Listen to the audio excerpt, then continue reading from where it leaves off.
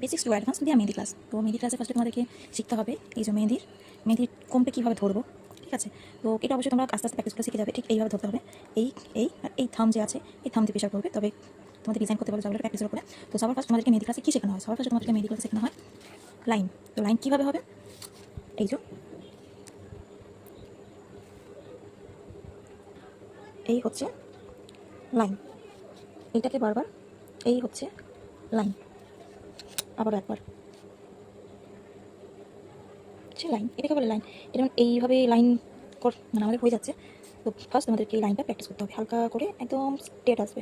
এবার ভাবছো যে ফেটে যাচ্ছে হচ্ছে, তো পরে এগুলো আবার একটু করে করে দেবে, এটাকে বলে লাইন, আবার একবার লাইন। আচ্ছা, এবার হবে এরপর একটা শিখতে হবে ডাবল লাইন।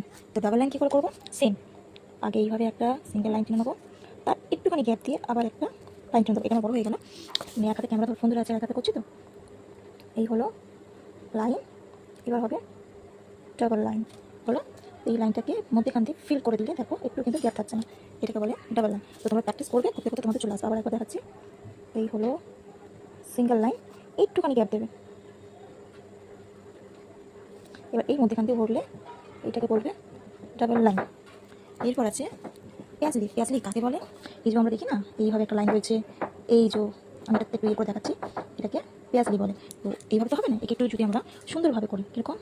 এই হলো লাইন, এই যে যত প্র্যাকটিস করবে তত তোমাদের হাত স্পিড হবে এবং সুন্দর হবে, ঠিক আছে। এটাকে বলে পেঁয়াজলি। দেখো, তার মানে মেহেন্দির বেসিক্সে কী শেখানো হবে?